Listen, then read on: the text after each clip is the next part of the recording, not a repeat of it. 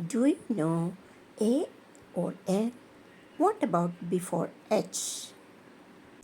That is her sound. Oh, they are indefinite articles. If a word begins with a consonant, use A before it. If the word begins with a vowel, use an before it. This is a normal rule. Ha ha ha.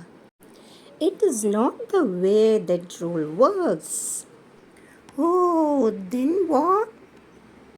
It's about the sound, not the word. Yes, sure. I will explain to you. Next, listen my class. 1. Useless unicorn. See, the first letters in these words are vowels in appearance. Here, which one is correct? A useless parrot or an useless parrot? A useless parrot is the correct one. Why? It is about the sound. A $100 bill. In one, W is the initial sound. So, A is preceded by it. Though the vowel O is in appearance. In these words, useless and unicorn, actually the words started with U, a vowel. It is pronounced as Y. Unicorn, useless. So here what happens? So the deciding factor for which of these words should be used is the sound that begins the word which follows these indefinite articles rather than the letter which does. See, there are words that begins with consonants. Plenty of words that begins with consonants. They are voiced as though they begin with a vowel.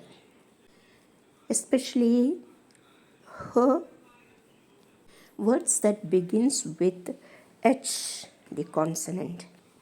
So, all these words, air, honesty, hourly, all these words are voiced as though they begin with vowel. Heir, honesty, hourly. An heir to the throne, an honest boy, an hourly discussion.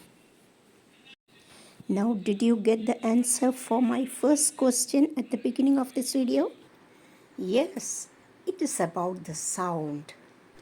A few words such as historic and hotel are in transition and may be found either A or N. You chose the article that best suit your own pronunciation. So let's conclude that choose the best that suits your own pronunciation. See the next video. Thanks for watching.